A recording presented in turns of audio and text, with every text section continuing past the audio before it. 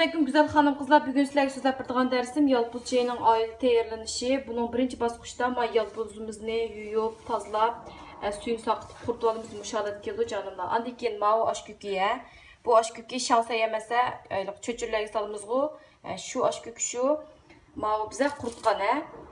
Yo'l vaqtida ikkisi faqat qilib bo'lmaydi jonimlar, lekin men purqidan faqat alaysizlar. Tashqi qiyofati o'xshash purqi ma'u bir xil ko'shantang, popotanglar bor, shu puraydi. Ma'u oshkuki jonimlar ikkisi, ikki narsa. Qizlar keyingi bosqichimizda ichini yuvib, pokizlab olgan chaynakimizga 1 kilo atrofida suvni quyib olamiz. Andan keyin bu suyimizni qaynatib olamiz qizlar. Qizlar suyimiz qaynaguncha yalpuzimizni biza kesib ushoqda olamiz. Ma yalpuz bek cho'ng. Qizlar yalpuzni mushtaqaroq holatda ushoqda olsak bo'ladi-ku. Qizlar suyimizni qaynab. Yalpuzimizni ikki bo'lib, yerimini mush qaynagan suvga sepib olamiz jonimlar. Qizlar andan keyin mush qizil gulimizning yerimini mush chaynakka sepib olamiz. Qizlar andan keyin men pinnayini oshkukining hammasini mush betilib sepib jonimlar.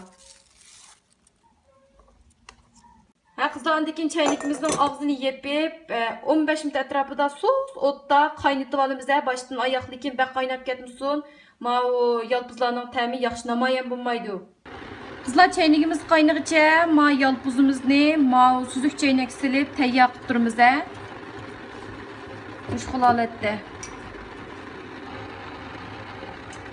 Andan keyin ma'ni kaydirib, ma shamsizdiga yerimchi. Ma qizil gulimizni mushning ichiga selib olamiz jonimlar. Qizlar çayimiz 15 minut atrofida qayndi. Andan keyin ma'u chaynakimizni quyib olamiz. Qizlar andan keyin o'choqqa o't yoqib, chaynagimizni mush holatda quyib. Qizlar yaxshi ko'rishimizga asosan asallarni tangshab quysak bo'ldi-ku.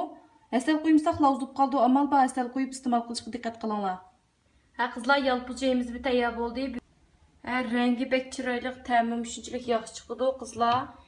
Yaxshi ko'rishinglarga asosan asal yoki novat solsanglar bo'ldi-ku jonimlar. Bugungi darsimiz mishiya tamom, o'moqlar.